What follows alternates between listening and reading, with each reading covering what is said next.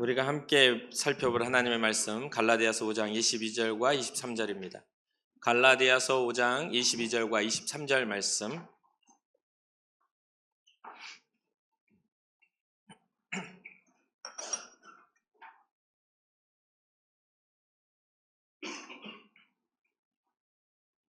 모두 한 목소리로 합독하도록 하겠습니다.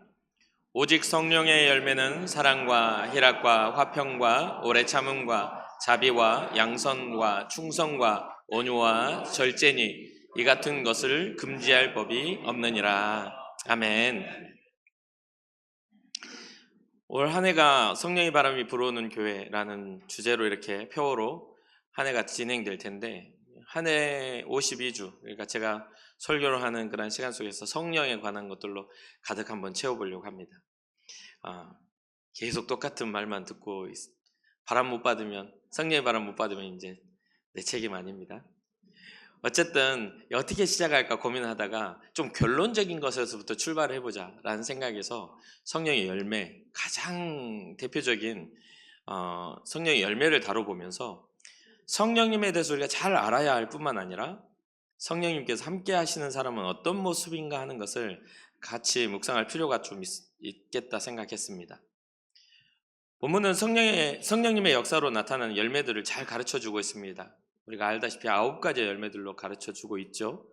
그런데 이 본문을 보기 이전에 19절부터 21절까지가 육체의 일에 대한 이야기를 하고 대조적으로 성령의 일에 대한 이야기를 하고 있습니다. 육체의 일은 분명하니 곧 음행과 더러운 것과 호색과 우상숭배와 주술과 원수 맺는 것과 분쟁과 시기와 분냄과 당짓는 것과 분열함과 이단과 투기와 술취함과 방탕함과 또 그와 같은 것들이라. 전에 너에게 경계한 것 같이 경계하노니 이런 일을 하는 자들은 하나님의 나라를 유업으로 받지 못할 것이요 라고 육체의 일에 대한 이야기를 먼저 합니다. 그리고 성령의 열매를 말하죠. 그러면 여기서 우리는 성령의 열매를 이야기할 때 성령의 결과를 우리가 생각할 때 보통 어떻게 생각합니까? 성령이 임하시면 어떤 기도의 응답이 일어나거나 어떤 문제가 해결돼서 기적적인 문제 해결이 일어나거나, 이렇게 우리는 성령의 결과를 생각합니다. 대부분 그렇죠. 성령님 오시면 내 문제가 해결됩니다. 이런 식으로. 그런데 오늘 본문을 통해서 우리에게 전해지는 성령의 열매는 그런 어떤 결과가 아니라 뭔가 묘한 그런 성품을 이야기하고 있음을 보게 됩니다. 성령이 오시면 우리에게 나타나는 일들이 성품이 바뀐다는 거예요. 그래서 예수 그리스도를 믿고 성령 안에서 살아갈 때 우리의 삶에 나타나는 아름다운 성품들로 채워지는 그러한 것들이죠. 여기서 조금 더 우리가 보면요, 이 육체의 일과 성령의 열매의 시작점이 비슷합니다. 육체의 일은 분명하니 하면서 뭐가 나옵니까? 음행이 나옵니다. 음행이라는 것은 뭔가 사랑에 관련된 문제예요. 음행과 더러운 것과 호색도 마찬가지죠. 뭔가 이게 부부간의 관계를 음행이라고 안 쳐. 근데 그것을 벗어나는 것을 음행이라고 합니다. 똑같은 사랑의 주제인데 하나는 더럽고 타락한 거고 하나는 거룩하고 아름다운 것들이죠. 육체의 일과 지금 성령의 일이 구분되어진 그런 것들이죠. 그래서 저는 항상 오랫동안 이렇게 이런 일들을 가르칠 때 그런 말을 합니다. 있어야 될 그 자리에 그게 있을 때 아름다운 것들이 있다고. 가치가 그 자리에 있을 때 아름다운 것들. 똑같이 사랑이라고 다 존중받지 않습니다. 내 아내가 아닌데, 내 남편이 아닌데, 그렇죠? 그리고 내가 사랑할 대상이 아닌데 그렇게 되면 우리는 그런 걸 두고 불륜이나 외도라고 말을 하죠. 똑같은 사랑이라고 말은 하지만 그건 관계를 깨뜨리고 사람의 어떤 인생을 파괴하는 그런 일들이 되고 맙니다. 그러면서 그런 것들을 좀 염두에 두시면서 성령의 9가지 열매들을 좀 살펴보았으면 좋겠습니다. 첫 번째, 이 사랑이라는 이 열매가 등장하죠. 여기서도 조금 이후에 말미에 제가 말씀을 드리겠지만 이 성령의 9가지 열매를 한 줄로, 한 문장으로 정의 내려보라고 한다면 저는 사랑으로 시작하여 절제로 완성된다라고 말을 합니다. 어떠한 것이든지 절제가 없는 것들은 파괴적이기 때문에 그렇죠. 그러니까 그것도 염두에 주시기 바랍니다. 첫 번째, 사랑은 성경에서 하나님을 사랑하는 것과 이웃을 사랑하는 것에 대한 이야기입니다. 이건 어떤 조건이 아니라, 조건을 두고 사랑하라는 게 아니라 무조건적으로 하나님을 사랑한 것처럼 내 이웃을 내 몸과 같이 사랑해라 라고 하는 그런 것이죠. 마태복음 22장 37절에 40절에 예수께서 이르시되 내 마음을 다하고 목숨을 다하고 뜻을 다하여 주 너의 하나님을 사랑하라 하셨으니 이것이 크고 첫째 되는 계명이요 둘째도 그와 같으니 내 이웃을 내 자신과 같이 사랑하라 하셨으니 이 두 계명이 온 율법과 선지자의 강령이니라. 강령이라는 것은 강한 명령이라는 뜻이죠. 먼저 하나님을 사랑해라. 그 다음에는 내 이웃을 내 몸과 같이 사랑해라. 무슨 말이냐면 참으로 이게 쉽진 않아요. 하나님을 사랑하는 것까지는 괜찮은데 이웃까지 사랑하기에는 쉽지 않은 게, 내 몸과 같이 사랑한다는 것은 내 몸처럼 이해하라는 소리잖아요. 나 자신처럼 이해하고 바라보라는 소리잖아요. 그게 쉽지가 않아요. 그런데 우리의 힘으로는 안 되지만 주님의 역사, 성령님이 오시면 가능하게 하시더라는 겁니다. 사랑은 성령의 열매 중에 가장 중요한 요소입니다. 왜 그러냐면 사랑은 모든 율법의 완성이라고 말씀하셨고 예수님께서 주신 세 계명이라고 말씀하신 거기 때문에 그래요. 요한복음 13장 34절에 새 계명을 너희에게 주노니 서로 사랑하라. 내가 너희를 사랑한 것 같이 너희도 서로 사랑하라 라고 말씀하시죠.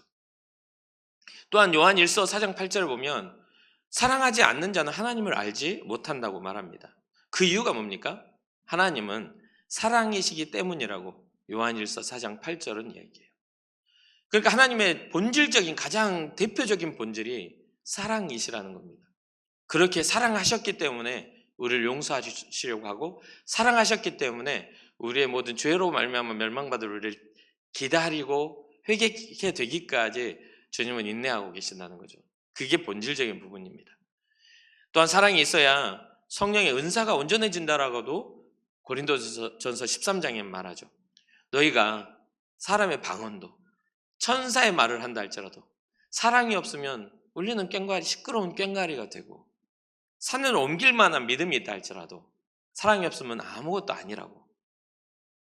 내 몸을 불사르게 내어줄지라도, 누군가를 구제하기 위해서 내 몸을 불사르게 내어줄지라도 그게 사랑이 없다면 아무 유익이 없다라고 이러한 이야기를 하죠. 그러니까 가장 은사장에서도 가장 아름다운 장, 그 고린도전서 13장에 믿음, 소망, 사랑 이 세 가지는 항상 있을 건데 그 중에 제일은 사랑이라고 말씀하시는 그런 사랑이죠.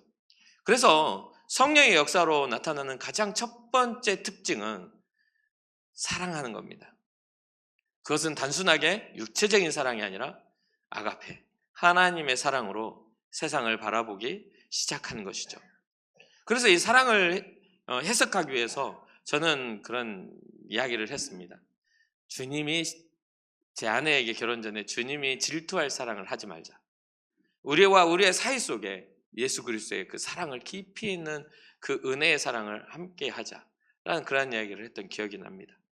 여러분은 어떻게 사랑의 정의를 내리고 살고 계신지 모르겠지만 성경은 아가페 사랑, 하나님의 사랑으로부터 부모와 또한 이성과 친구의 사랑들을 해석합니다. 그러한 사랑의 모습으로 하나님은 우리의 아버지가 되시고 하나님은 우리의 신랑, 신부, 신랑으로서 예수 그리스도가 표현되어지고 예수님이 제자들에게 친구를 위하여 죽는 것보다 더 큰 사랑이 없나니 너희는 나의 친구라고 말하는 우정적 사랑에 대해서도 포괄하면서 그 모든 사랑의 근본이 주님께 있음을 분명하게 성경이 보여주고 있다는 것을 기억하시기를 바랍니다. 두 번째, 이 사랑 다음에 따라오는 것이 희락, 기쁨입니다. 이 기쁨은 환경에 좌우되지 않는 영적인 기쁨을 뜻해요. 우리는 항상 환경에 좌우되는 감정을 가지고 있습니다. 뭔가가 마음에 안 들면 기쁨이 빼앗기죠. 그런데 데살로니가전서 5장 16절과 18절에 이렇게 기록하죠. 우리가 잘 아는 말씀. 항상 기뻐하라. 쉬지 말고 기도하라. 범사에 감사하라.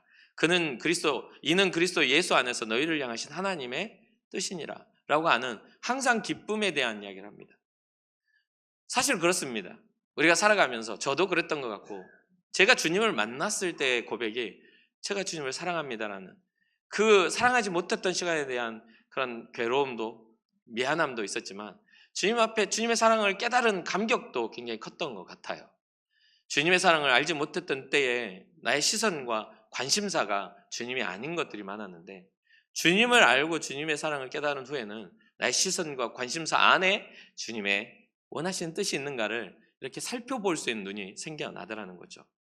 그러니까 우리의 기쁨에는 주님의 사랑을 받은 그 영적 기쁨이 있어야 됩니다. 세상의 어떤 쾌락을 위한 기쁨이 아니라, 뭔가 내 목적을 성취하는 기쁨이 아니라, 때로는 환경과 조건에 지배받는 기쁨이 아니라 주님이 우리에게 절대적으로 주신 그리스도 예수의 사랑으로 인하여 구원받은 기쁨이 우리에게 있어야 하는 것이죠. 기뻐하는 마음은 예수 그리스도를 통해 우리에게 회복하시기를 원하는 하나님의 뜻이 담겨 있습니다. 하나님이 우리를 구원하시는 것을, 우리를 사랑하시는 것을 기뻐하셨다라고 성경은 이야기해요. 말할 수 없는 기쁨. 너희 하나님 여호와가 너희 가운데 계시니 그는 구원을 베푸실 전능자시라. 그러나 그가 너로 인하여 기쁨을 이기지 못하시며, 이렇게 기쁨의 하나님, 우리를 구원하시는 기쁨에 대한 하나님의 기쁨에 우리가 동참하는 것이죠. 기쁨은 하나님을 이해하는 사람들이 갖는 마음일 뿐만 아니라 하나님과의 관계에서 오는 깊은 만족이기도 합니다. 멀어졌던 관계가 가까워짐으로 그러한 것들이요. 여러분 혹시 그런 경험을 하셨습니까? 저는 또 자녀들을 키우다 보면 아이들이 뭐 좋아하는 사람이 생기고 그러잖아요. 그럼 우리 아이들이 와서 아빠 좋아하는 사람 생겼는데요. 그럼 도전해봐라. 그러면 발발발발 떨고 가가지고 고백하고 잘 됐다고 와서 기뻐해요. 그런 것들이 마찬가지 아니겠습니까? 소소한 기쁨도 있죠. 그런데 여기에서 말한 건 육체적 기쁨이 아니라 하나님이 우리를 구원하셨다는 하나님의 사랑에 대한 것을 깨달은 자들의 한량없는 기쁨입니다. 꼭 기억하세요. 환경과 상황에 좌우되지 않는 그러한 그리스도 예수 안에서 우리를 향하신 하나님의 뜻이 있는 기쁨을 우리는 가져야 하는 것이죠. 세 번째로 화평입니다. 화평이 무엇입니까? 평안해지는 것. 이게 서로가 평화한 것이잖아요. 그러니까 이 화평에, 여기서 성령의 열매로서 화평은 하나님과 나와의 관계 회복이기도 하고, 그로 인하여 사람과의 반목이 회복되어져 평화하게 되는 것을 의미합니다. 하나님을 사랑하고 이웃을 사랑하는 것처럼 화평도 나만 편한 게 아니라 이 평안을 전하여서 주님의 복음으로 서로 막힌 담을 허무는 것이죠. 지난 1년 동안에 에베소서, 오로마서를 하기 전에 에베소서 강의를 제가 오랫동안 했습니다. 거기에 에베소서의 그 교회론에 있어서 그 화평이 바로 그것입니다. 막힌 담을 허셨다라고 하는 것은 유대인과 헬라인들 사이에, 이방인들 사이에 반목되어졌던 그 모든 어떤 인종과 또한 종교를 초월한 그러한 막혀있던 것들을 그리스도 예수로 말미암아 허물고 예수의 사람들로, 하나님의 자녀로 부르신 그러한 화평을 의미하기도 합니다. 요한복음 14장 27절 예수님께서 말씀하시죠. 평안을 너희에게 끼치노니 곧 나의 평안을 너희에게 주노라. 내가 너희에게 주는 것은 세상이 주는 것과 같지 아니하니라. 너희는 마음에 근심하지도 말고 두려워하지도 말라. 주님이 주시는 평안을 가졌더니 세상을 살아가는 근심도 떠나가고 두려움도 떠나가더라는 겁니다. 주님은 그 어떠한 것보다 크신 분이기 때문에, 우리의 생명까지도 주장하시는 분이기 때문에, 그러니까 세상이 주는 것이 아닙니다. 주님의 절대적인 평안을 우리에게 주셨다는 거죠. 화평은 하나님과의 관계, 타인과의 관계에서 누리는 평화라고 말씀드렸습니다. 산상수훈의 팔복에서는 화평하게 하는 자는 복이 있나니 하나님의 아들이라 일컬어진다라고 할 만큼 복음 안에서 화평함은 귀중한 성령의 성품인 것이죠. 성령의 열매이죠. 분열을 일으키고 다툼을 조장하는 것은 성령을 거스르는 일임을 잊지 말아야 됩니다. 그래서 우리는 항상 어떻게 해야 되죠?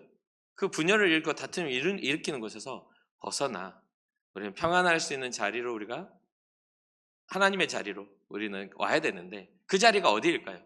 단순하게 그 자리를 피하는 걸까요? 아니에요. 성령님을 초대하는 자리, 기도의 자리, 예배의 자리가 돼야 될 줄로 믿습니다. 네 번째로는 오래 참음이죠. 어려운 상황 속에서도 인내하는 마음입니다. 고린도전서 13장 4절, 아까 고린도전서 사랑장을 했죠. 거기에 뭐라고 합니까? 13장 4절에 사랑은 오래 참고 라고 시작합니다. 사랑이 보니까 사랑은 황홀하고 이렇게 시작을 안 하고요. 사랑은 오래 참고 라고 시작을 해요. 그렇죠. 자녀를 낳아놓고 보니까 무자식이 상팔자라는 이야기 나올 정도로 괴롭잖아요. 이것들이 크면 클수록 점점 머리가 커지면서 말을 안 들어. 그러다가 어느 순간에 되면 문을 닫고 들어가. 그래서 자기만의 구를 만들어놔. 그러면 그때부터는 어떻게 해야 되죠? 먹을 걸 공급해 줘야 돼. 문 열고 들은 이렇게. 안 나오냐? 그러면 나 좀 내버려둬. 그러면 이제 문 탁. 저것은 원수인가? 이렇게. 사랑은 되게 오래 참아야 됩니다. 내 자식이라 참아주는 것이지 남의 자식이면 안 참아주죠. 쫓아내겠죠. 우리가 하나님 앞에서 하나님의 자녀가 되었기 때문에 주님의 인내하심 속에 우리가 들어간 거 아닙니까? 심판의 대상이지만 이제는 구원의 사랑의 대상으로. 마찬가지로 우리가 받은 사랑이 있으니 우리도 그리스도 예수 안에서 한 가족으로서 서로를 존중하고 사랑할 수 있는 그러한 것들이 있어야 돼요. 그러려면 참아줘야 됩니다. 막 입에서 나온 대로 다 말하면 안 돼요. 그럼 왜 그러냐면 그렇게 다 말하는 사람은 상대방이 다 말하면 더 성질 낼 거거든요.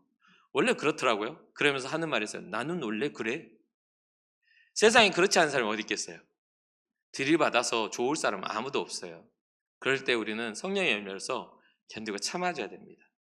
자녀, 또 때로는 사랑하는 사람, 때로는 어떤 누군가 존중하는, 내가 존경하는 사람들을 참는 것처럼 하나님의 형상이기 때문에 좀 참을 필요가 있다는 거죠.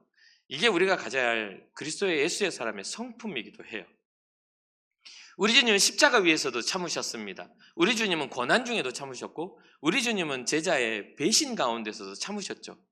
그러한 인내가 우리에게 굉장히 큰 성품으로 나타나요. 이것은 단순하게 우리가 견디고 참는 것을 벗어나 구원의 역사와 길이기도 해요. 이 문제, 뭔가 우리는 언제나 인생의 문제 앞에 딱 대면하게 되죠. 그 어떤 문제인지 우리는 그걸 어떻게 규명하고 딱 정의 내리기는 어려워요. 뭐 취업의 문제든지, 사랑의 문제든지, 자녀의 문제든지, 또 때로는 공부하거나 아니면 또 누군가의 만남 속에 껄끄러운 그 만남의 문제든지 문제 앞에 서게 됩니다. 이 문제는 어떤 특별한 모양을 갖기보다는 우리의 연약한 부분을 살살 건드려요. 문제가 돼요. 그러니까 뭐냐면 누군가에게는 쉬운 문제인데 나에게는 어려워요. 나에게는 쉬운 문제인데 누군가에게는 어려워요. 이해되시죠?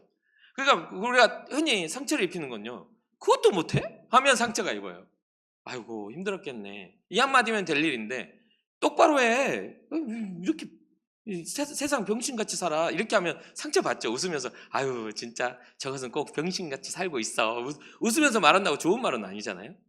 그러니까 뭐냐면 그러한 어떤 문제의 그런 요소가 너무 다양하니까 우리는 이러한 부분들에 있어서 한 발자국 뒤로 물러나 그것을 관망하며 오래 참을 문제들을 볼 수가 있는 거죠. 자, 이 오래 참음이 성령의 사람이 가져야 할 성품이 되는 이유는 어려움은 낙심을 주고요. 쉬운 것은 교만을 주더라는 거예요. 이해가 되나요? 내가 어려움은 내 마음에 낙심이 되는데요. 남의 문제가 어려운데 내가 쉬우면요. 교만해. 함부로 말을 하게 돼요. 그 길을 걸어보지도 않고 그것을 판단하게 되고 그것에 대해서 그 문제 앞에 대면해서 괴로워해보지도 않고 쉽게 그것을 정의 내려버린다는 거죠. 가끔 우리는 우리의 아픔에는 민감합니다. 아까도 말했다시피 막 말하는 사람은 다른 사람이 막 말하면 절대 참지 않아요. 그러면서 막 말하면서 그 사람을 참아야 된다고 착각하는 경우가 생기죠. 그로 인해 우리는 쉽게 어떤 민감한 아픔에 우리는 쉽게 낙심하고요. 우리의 강함에 교만할 때 이럴 때를 조심하라. 그래서 죄의 모양은 굉장히 우리에게 다양한 모습으로 다가오더라는 거죠. 모든 것들이 복음을 방해하거나 인생이 가진 이 문구를 제가 엄청 고민을 했어요. 이 한 줄을 제가 고민했던 게 뭐냐면 이 모든 우리에게 오는 어려움들 참지 못하게 만드는 것들은요.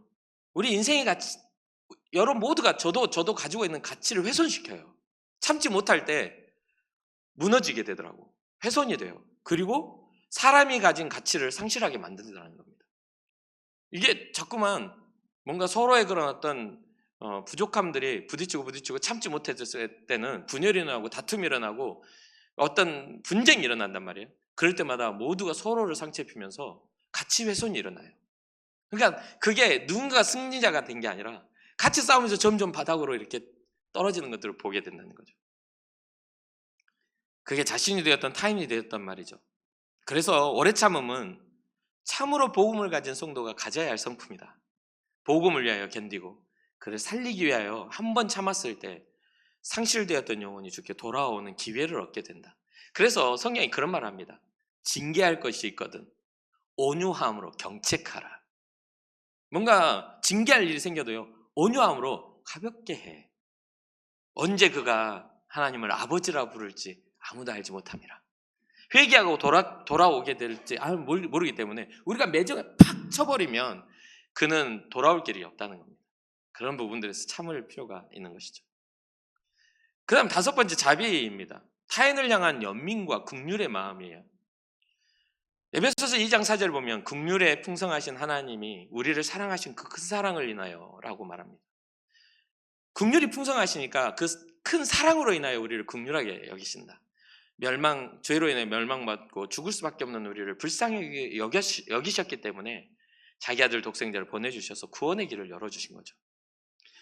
또한 자비는 타인을 향한 연민과 긍휼의 마음이 어떻게 현실적으로 드러난 겁니다. 인지만 하고 마음만 품은 게 아니라 자비롭다는 것은요, 손을 내밀어 구제하는 그러한 행위를 뜻합니다. 그래서 예수님께서 자비로움을 말할 때 선한 사마리아인의 예를 들었습니다. 거룩한 자, 뭔가 권위 있는 자들 다 그 강도 만난 자들을 피해가고 유대인과 그 사마리아인들의 어떤 갈등 속에서 사마리아인들을 멀리했던 그런 악한 그런 인물들로 제외시켰는데, 이 선한 사마리아인은 그런 갈등과 상관없이 강도 만난 자를 가서 선대하며 그를 돌봤던 것들에 대한 이야기를 하죠. 마음은 유대인들의 생각과 이스라엘 백성들의 이상은 굉장히 자비로운 것 같은 그런 모습이었습니다. 그런데 그들의 손은 인색하였고 그들의 마음은 매정했다는 거죠. 그래서 제가 이 목회를 하고 인생을 살아가면서 인생 중에 가장 조심한 사람이 있습니다. 제가 가장, 이 사람은 다른 거 없어요. 인생 중에서 만남 속에서 가장 제가 경계하는 사람의 부류가 한 사람이 있어요. 한 부류가 있어요. 매정한 사람입니다. 매정한 관계는 모든 관계를 깹니다. 매정한 사람은요, 결국은 서로 관계가 망하게 돼 있어요. 그래서 긍휼하다라는 연민의 마음을 품는다는 건 굉장히 중요한 요소입니다. 여러분 한번 여러분의 삶을 보십시오. 여러분들 삶에 상처를 입히는 사람들이 어떤 사람들인가요? 여러분들을 인정하지 않고 바라보지 않고 뭔가 어떤 상처들도 있겠지만, 뭔가 관계 안에서 얻는 상처들은요, 매정하게 뒤돌아설 때 가장 큰 상처를 입습니다. 나를 생각해주지 않고 모든 것들을 결정하는 거죠. 야고보서 2장 13절에 긍휼을 행하지 아니하는 자에게는 긍휼 없는 심판이 있으리라. 긍휼은 심판을 이기고 자랑하느니라. 불쌍히 여기는 마음이 없는 사람에게는 불쌍히 여기는 마음이 아닌 불쌍히 여기지 않는 마음으로 심판할 거야. 불쌍히 여기는 마음을 가진 것들은 모든 심판을 이기게 하는 하나님이 원하시는 마음이라는 거예요. 그러니까 마음으로만 품고 있지 말고 손을 내밀어 도와야 합니다. 내밀어서 그 행함을 해야 돼요. 제가 그리고 요즘에도 또 최근에도 제가 감동되는 건 뭐냐면, 인정할 줄 알고 관계 개선을 위하여 노력하는 사람들입니다. 너무 감동을 해요. 그리고 감사를 해요. 그러한 것들이 매정한 마음이 아니라 정한 마음이기 때문에 그렇죠. 교회를 사랑하는 마음, 주님을 사랑하는 마음, 나의 체면보다도 주의 몸된 교회를 사랑하는 마음들, 이러한 것들을 통해서 교회가 더 아름다워진다는 것을 잊지 말았으면 좋겠습니다. 긍휼은 성령의 성품, 열매일 뿐만 아니라 우리를 용서하시는 하나님의 성품입니다. 그러니 하나님이 은혜로 부르신 우리에게 긍휼 곧 자비로운 성품은 하나님께 받은 은혜를 하나님을 위해 돌려드리는, 성도들의 긍휼한 삶은 주님께 영광을 올려드리는, 그래서 그런 말을 성경에 이야기하죠. 너희의 선한 일로 하여금 그들의 비난이 부끄럽게 하라. 너희들의 그러한 어떤 긍휼한 마음들을 통해, 선한 꾸는 꿈을 통해 그들의 어떤 비난들이 조롱하는 것들이 부끄러워질 수 있도록 주님이 인정하시기 때문에 그러한 일들이죠. 이어져서 자비와 함께 나온 게 양선입니다. 양선은 뭐죠? 선한 거죠. 선한 행실로 나타나는 도덕적인 탁월함을 양선이라고 합니다. 그러니까 단순하게 사람 좋은 게 아니라 도덕적으로도, 바른 정의로도 바르게 살아가는 사람이죠. 에베소서 5장 8절과 9절, 너희가 전에는 어둠이더니 이제는 주 안에서 빛이라. 빛의 자녀들처럼 행하라. 빛의 열매는 모든 착함과 의로움과 진실함에 있느니라. 정말 제가 좋아하는 말씀이거든요. 빛의 열매는 모든 착함과 의로움과 진실함에 있느니라. 이제는 우리는 어두움이었습니다. 이제는 주님 앞에 빛의 자녀예요. 빛은 드러나고 밝히 보여집니다. 그렇기 때문에 우리는 빛의 자녀와 같이 밝히 드러난 행실을 가져야 하는 거죠. 그 행실을 채우는 것이 선함으로 채우라는 겁니다. 악함이 아니라 선함으로. 방금 전에 정의 내렸듯이 양선은 선한 행실로 나타나는 도덕적 탁월함을 의미합니다. 선을 행하는 일은 참으로 어렵습니다. 왜요? 우리가 잘 알다시피 오늘날 세상의 문화는 선한 사람보다 악한 사람이 잘 살고 이기는 시대입니다. 더 지독하게 말하고 더 세게 싸우는 사람들이 이익을 취하는 시대예요. 그러다 보니까 요즘 영화를 봐도 뭔가 뭐 이렇게 선한 영화보다는 매번 범죄를 다루고 뭔가 자극적이고 악한 것이 승리하는 영화들이 너무 많습니다. 그러한 주제나 악연이 미화되는 영화들이 많죠. 그래서 정말 제가 영화를 안 본 지가 꽤 오래된 것 같아요. 예전에 투캅스 이후로 잘 안 보는 것 같은데, 안성기가 부패한 그 교회 성도로 나오잖아요. 부패한 경찰인데 교회 가가지고 예물을 드리면서 아버지 주여, 그러니까 여러분처럼 막 웃었는데 저는 울었어요. 정말 슬프더라고요. 제가 알고 있는 우리 주님은 그렇게 비난받을 분이 아니니까. 저는 그 영화 본 이후로 잘 영화를 안 봅니다. 그리고 요즘에도 가끔 이렇게 줄거리나 이런 걸 보면요, 이 묘하게 목사들은 사기꾼처럼 머리도 이렇게 길게 나와가지고 막 나쁜 짓 하고 막 이중인격자고 막 이러더라고요. 그래서 저는 이렇게 길게 나온 목사들, 날라리 같은 목사 안 되게 좀 머리를 빡빡 밀까요?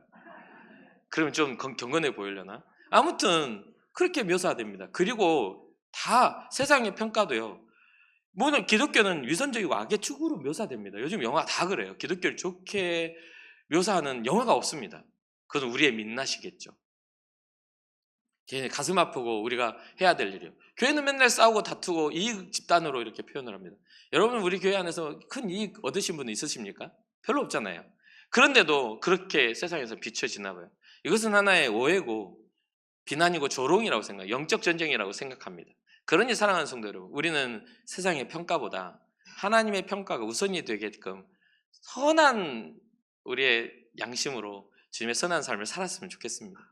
악으로 악을 이기려는 그런 모습보다 선함으로 악을 이길 수 있는 그런 모습이 되었으면 좋겠어요. 막 다툼과 싸움으로 이겨내지 말고 인내와 사랑으로 이겨냈으면 좋겠어요. 선한 일들 우리에게 자리 잡을 수 있도록. 그건 힘들죠. 근데 데살로니가 후서 3장 13절에 이렇게 격려합니다. 형제들아, 너희는 선을 행하다가 낙심하지 말아라. 우리가 선을 행하다가 낙심하지 않아야 합니다. 나중에 때가 이르면 하나님 우리를 칭찬하실 거니까, 우리에게 잘했다, 충성된 종이라 하실 거니까. 선을 행하다가 걷는 것은 십자가지만 악을 행하다가 걷는 것은 사람 죽이는 마귀의 일 아닙니까? 성령의 열매를 우리 다루가 있으니까 여러분들의 삶에 선한 일들이 깃들기를 주님으로 축복합니다. 그리고 이제 일곱 번째죠. 일곱 번째, 충성입니다. 충성이라는 것은 하나님과 사람에 대한 신실함이에요. 하나님께도 사람들에게도 믿을 만한 사람. 마태복음 25장 21절, 충성된 자들아, 내가 적은 일에 충성하였음에 내가 많은 것으로 내게 맡기리니 내 주인의 즐거움에 참여할 자다. 작은 일에 충성하니까 많은 것으로도 되더라는 이야기죠. 가끔 보면 제가 이제 사역이나 교회 이제 생활을 오랫동안 하다 보면요, 굉장히 작은 일을 하고 큰 소리 떵떵 치는 사람들이 있어요. 꼭 자기 공로인 것처럼. 그러면 오히려 그 교회 안에서 열심히 주님을 사랑하는 사람은 입을 다물고 있고, 열심히 주님을 사랑하지 않고 문제만 발견하는 사람, 그러니까 지나가다 쓰레기를 보면 쓰레기 지적하는 사람은 큰 소리 치고요, 뒤따라가면서 줍는 사람은 겸손합니다. 우리의 모습이 어떠한가 볼 필요가 있겠죠. 주님이 보여주신 것에 사명을 느끼는가, 아니면 주님이 보여주신 걸 통해 주님의 몸된 교회의 방해자가 된 것인가, 이런 것들에 대한 그런 고민을 해봐야 되겠죠. 충성은 하나님과 사람에 대한 신실함입니다. 누군가가 보고 있지 않아도 충성되면 그 사람을 증명하죠. 이번에 이제 지난 작년에 이제 정책당회를 하면서 부산에 가서 거기서 1박 2일을 정책당회를 하고 제가 섬겼던 교회 대원교회를 갔습니다. 그 교회 성도들도 잘 들어가 보지 못하는 담임 목사님 목양실을 우리 장로님 부부를 초대해서 그 임 목사님께서 막 이렇게 커피를 내려서 대접을 했어요. 그러면서 이런저런 이야기를 하다가 제가 이제 깜짝 놀랐는데 저에 대한 이야기를 할 줄은 몰랐거든요. 근데 그 목사님이 하신 말씀 혹시 이제 그때 참여했던 장로님들 기억하실지 모르겠어요. 목사님이 그런 말씀 하셨어요. 우리 박대성 목사님은 8년 동안 내가 어디 있냐고 물어본 적이 단 한 번 찾은 적이 없다고. 찾을 필요가 없는 사람이었다고.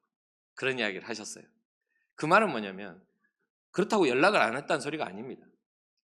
연락을 하면 항상 뭔가를 준비하는 교회나 아니면 신방하는 신방의 자리에 있었어요. 그게 새벽이든 아니면 오전 시간이든 오전 오후든 마찬가지죠. 그래서 제가 제일 많이 들은 말이 그겁니다. 피곤해 보이니까 들어가서 자다 와. 아침에 출근해서 9시에 이렇게 경건회를 하고 목사님이 경건회 딱 끝나면 박 목사 이리 와. 그럼 예 목사님 지금 얼굴이 말이 아니야. 빨리 들어가. 그런 이야기를 해요. 왜냐하면 그 전날에 새벽 2시, 3시까지 신방을 하고 새벽 기도를 참여하고 나왔기 때문에 그럴 수밖에 없죠. 뭐냐면 그것은 누군가 인정을 받기 위해서 드러내기 위한 게 아닙니다. 그것은 목사님이 저를 알아봐 주는 거지 제 인생의 그런 모든 발걸음은 주님 앞에서 살기 때문에 그래요. 그럼 여기서 또 한 가지 봅시다. 그럼 왜 저는 그 시간에 거기에 있었을까요? 그 청년들이 그렇게 성실하게 살아가는 사람들이었기 때문에 그래요. 밤이 늦도록 자기의 회사나 자기의 주어진 일에 밤잠을 자지 않고 일하고 있는 청년들이기에 그 시간밖에는 만날 수가 없었던 겁니다. 그러니 뭔 말이냐면 하나님과 사람들 앞에서 우리는 충성됨이라는 건 어느 자리에 누가 보든 안 보든 성실하게 살아가는 것을 의미한다는 거죠. 우리가 기독교적인 어떤 일 중에 아주 중요한 단어 하나가 있습니다. 핵심적인 단어. 여러분 들어보셨을 거예요. 코람데오. 들어보셨죠? 코람데오의 뜻이 무엇입니까? 하나님 앞에서라는 뜻이잖아요. 하나님 앞에서라는 그 뜻이 있어요. 그럼 뭐냐면 하나님 앞에서 우리가 매 순간을 살아가는 것을 의미합니다. 그냥 내가 뭐 혼자 있으면 나 혼자 있는다는 게 아니라 주님은 나와 언제나 함께 계셔라는 그 마음, 그 성품을 가진 사람들만이 하나님 앞에서 사람들 앞에서 성실한 충성됨을 보인다는 거죠. 여러분, 우리는 조심해야 합니다. 우리는 조심해야 돼요. 쉽게 어떤 것들을 판단하고 누군가의 헌신을 폄하하는 것들을 이분을 다무셔야 돼요. 하나님 보고 계십니다. 그러니 누군가가 열심을 낼 때, 교회를 사랑할 때 비난보다는 힘이 되어주는 우리 교회가 되었으면 좋겠다. 좀 더 힘을 내서 좀 더 동력 있게 특별한 주님의 사랑을 가진 사람들이 더욱더 이 교회 가운데 많아질 수 있도록 여러분들이 한마음이 되어주셨으면 좋겠다는 생각을 합니다.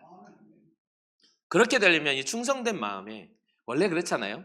충성되면요 시키지 않은 일도 해요. 제거해버려 빡. 아유 우리 그 하나님 역사를 방해하는 요소 너랑 나랑 같이 주자. 논게 빡 이렇게. 그래버리면 안 돼요. 하나님 원하시는 그런 개념이 아니에요. 그러니까 뭐가 따라오냐면 온유가 따라옵니다. 온유.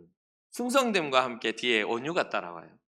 온유하다는 것은 겸손하고 부드러운 성품입니다. 주님 앞에 사명을 받았어도 이 온유함을 갖지 못하면 파멸이 옵니다. 파멸이 와요. 여러분 우리가 잘 알죠. 마태복음 5장 5절 온유한 자는 복이 있나니 그들이 땅을 기업으로 받을 것이며 이렇게 있잖아요. 그러면 이거에 대한 가장 온유한 성품이 잘 드러나는 인물 혹시 성경에서 기억나십니까? 온유하다. 기억 안 나시죠? 제가 가르쳐 드릴게요. 출애굽 시기에 모세를 두고 모세의 증언이 이렇게 말합니다. 민수기 12장 3절에 이 사람 모세는 온유함이 지면의 모든 사람보다 더하더라. 그냥 이 모세가 아주 용도자로서 리더십만 강했을 것 같고 뭔가 지팡이 들고 막 휘젓고 막 이럴 것 같지만 모세는요 모든 비난과 모든 한번 성경 읽어보세요. 이스라엘 백성들의 모든 어떤 공격 앞에 이스라엘 백성들과 대적한 그런 부분도 좀 있긴 한두 번 있을 수 있지만 그렇죠. 그것 때문에 가나안 땅에 들어가지 못하고 바라만 보게 됐지만 그 이외에는요 대부분 이스라엘 백성이 덤벼들면 하나님 앞에 엎드렸어요. 주님 앞에 엎드려 기도했어요. 이 백성을 용서해 주옵소서. 어느 날은 하나님이 열받아가지고 이걸 다 쓸어버리고 너로 인해 다시 내가 일으키리라. 그랬더니 모세가 그런 말을 합니다. 기도를 해요. 하나님, 위대하신 하나님이 자기 백성을 이집트로부터 애굽으로부터 데려와 광야에서 다 죽였다 할까 합니다. 그러니 한 번만 더 용서해 주십시오. 이스라엘 백성들의 불평은요, 하나님을 향한 것도 있지만 눈에 보이는 모세를 향한 것도 굉장히 강했어요. 죽이려고 하는 경우도 있어요. 그런데도 모세는 기도합니다. 한 번 더 용서해 주십시오. 한 번 더 용서해 주십시오. 누구를 위해? 하나님의 이름을 위하여, 당신의 영광을 위하여. 당신은 위대하시고 당신은 사랑이 많지 않으십니까? 그게 충성됨이 이어진 온유의 모습입니다. 내 마음에 껄끄러지면 무조건 막 가가지고 막 화풀이 하는 건 온유가 아닙니다. 그래서 제가 살면서 저는 제 가까이 있는 사람들, 제가 사랑하는 사람들 대부분 온유한 사람을 좋아합니다. 물론 그렇지 않은 사람도 분명히 있지만 대부분 제가 성품상 온유하지 못하니까 그 온유한 사람들을 보고 배우려고 애를 써요. 여러분, 우리 교회 부목사님 아시죠? 되게 부들부들하고 그렇잖아요. 제가 그 부목사님이 제가 가르칠 때 청년회장이었는데 제가 그때 했던 이야기 지금도 기억합니다. 정말 내가 부러운 성품을 가졌어. 너무너무 부드럽고 너무너무 온유하니까 정말 내가 부드러운 성품, 예수님의 성품을 닮은 것 같아. 우리 주님은 온유하신 분입니다. 그 어떠한 위기와 역경 속에서도 침묵하시고 사랑하셨던 분, 용서하시고 품으셨던 분이 예수님 아닙니까? 그러니까 우리도 내가 안 되면 좀 잘하는 사람이라도 옆에 두고 좀 온유해집시다. 안 되면 지금 성령의 역사잖아요. 주님께 구하고 바래서 온유한 자의 삶을 꿈꾸며 살아갑시다. 그러면서 마지막 절제로 완성이 됩니다. 셀프 컨트롤이라고 하죠. 자신의 욕구와 감정을 다스리는 능력이라고 말합니다. 이 절제까지 나오고 그 다음에 24절에 뭐라고 기록하냐면 그리스도 예수의 사람들은 육체와 함께 그 정욕과 탐심을 십자가에 못 박았느니라. 이 절제로부터 이어지는 것, 정과 탐심을 십자가에 못 박아서 어떻게 했다고요? 결박하여 참는다는 뜻입니다. 절제를 시킨다는 거예요. 하고 싶어. 근데 십자가를 생각하면 참아. 뭔가 저지르고 싶어. 아니야, 여기까지야. 한계 선을 두고 더 넘지 않도록 그렇게 하는 거죠. 고린도전서 9장 25절 보니까 이렇게 말합니다. 이기기를 다투는 자마다 모든 일에 절제하나니 그들은 썩을 승리자의 관을 얻고자 하되 우리는 썩지 아니할 것을 얻고자 하느니라. 그러니까 뭔가 이루고자 해서 밤늦게까지 공부하고 막 이런 사람 세상에 많습니다. 정말 자기 삶의 욕구를 절제하고 그것을 이루기 위한 어떤 투쟁을 하는 사람들이 많아요. 근데 그들은 썩을 것을 위하여 달려가지만 우리는 썩지 아니할 영광의 면류관을 위해 달려가는 겁니다. 우리의 절제는 거기에 있어요. 절제는 자신의 욕구와 감정을 다스리는 능력이라고 말씀드렸죠. 모든 열매에 이 절제를 대입해야 합니다. 이 성령의 열매를 절제를 대입하지 않으면 다 문제가 됩니다. 사랑도 절제하지 않으면 이상해지고요. 기쁨도 마찬가지고 다 이상해집니다. 그래서 사랑으로 시작하여 절제로 완성되는 거죠. 모든 게 적절할 때 그게 아름다울 때가 있거든요. 우리가 잘 알죠. 뭔가 넘쳐나는 것들을 이야기할 때 너무 과하다라는 말을 하죠. 그렇죠? 뭐 세게 달리면 과속이라고 하고요. 많이 먹으면 과식이라고 하고요. 욕심을 너무 심하게 품으면 과욕이라고 합니다. 그리고 잠도 안 자고 일을 미친 듯이 해. 그럼 과로라고 하죠. 술을 좋아하는 사람이 한 잔에 그냥 건강한 만큼 딱 마시면 좋은데 계속 마시면 과음이라고 합니다. 그리고 어떤 일을 이야기할 때도 자기가 한 거는 이만큼인데 아니 무슨 이만큼 한 것처럼 막 공로를, 그런 사람들이 있어요. 그런 걸 뭐라고 합니까? 과장이라고 합니다. 과장.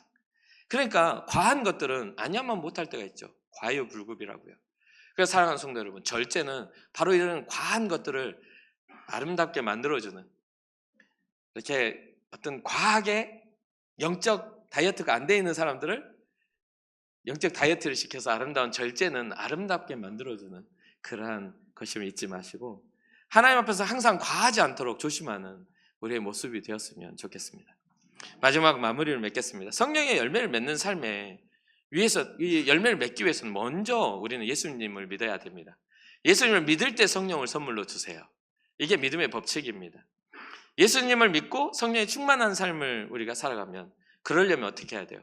단순히 예수님 믿기만 하면 됩니까? 아니에요. 성령의 충만함은 구하는 자에게 주시는 은혜죠. 구하고 찾고 두드리는 사람에게 주시죠. 그러면 어떻게 해야 돼요? 날마다 기도하고 날마다 말씀을 묵상하고 성령의 인도하심에 민감하게 반응하며 날마다 주님의 뜻이 무엇인지를 구하는 삶, 이게 돼야 되죠. 우리의 삶 속에서 이런 열매들이, 이런 성품들이 나타날 수 있도록 어떻게 해야 돼요? 의식적인 노력이 없이는 안 됩니다. 가만히 내버려둬서는 그게 열매 맺지 않아요. 의식적으로 주님의 뜻을 구하며 노력했을 때 나타납니다. 사랑을 실천하고 기쁨을 나누고 화평을 추구하는, 내가 있는 곳에 사랑의 열매가, 내가 있는 곳에 기쁨의 열매가, 내가 있는 곳에 평안이 깃들을 수 있는, 그러려면 오래 참아야 돼요. 자비한 마음과 선한 마음과 온유한 마음과 충성된 마음과 절제된 마음들이 뒤따라오게 되는 것이죠. 사랑하는 성도 여러분, 성령의 열매는 우리가 그리스도인으로서 가져야 할 성품입니다. 신앙의 증거며 궁극적인 하나님께 나아가는 거룩한 성화를 향한 증거입니다. 성령의 열매는, 이 한 문장도 제가 굉장히 고민을 했는데, 성령의 열매를 맺어야만이 우리가 주님 앞에 나아가며 주님의 성화에 우리가 나아가는 그런 통로란 말이에요. 주님을 닮지 않고 어떻게 주님 앞에 나아갑니까? 그러니까 성령의 9가지 열매는 우리가 꼭 맺어져야 할 그런 일인 것이죠. 이 아름다운 열매들을 통해서 우리는 하나님의 형상을 회복하고 세상에 그리스도의 향기를 전할 수 있습니다. 오늘도 성령님의 도우심을 구하며 이 열매들을 우리 삶 가운데 풍성히 맺기를 좀 소망했으면 좋겠어요. 여러분들 9가지 다 가질 수는 없어요. 그러나 사랑을 시작하여 절제까지 갈 때 내가 가지고 있는 것은 무엇이고 내가 더 구해야 할 것은 무엇인가, 이러한 어떤 하나님 앞에서의 믿음의 고민을 통해서, 믿음의 묵상을 통해서 주님 앞에서 균형 잡힌 신앙자가 되기를 주님의 이름으로 축복합니다. 그래서 여러분과 저의 삶에 주님께 영광을 돌려드리고 많은 이들에게 복음을 전해줄 수 있는 복음의 통로가 귀하게 열려지는 그런 은혜가 있기를 주님의 이름으로 축복합니다. 잠시 기도하겠습니다.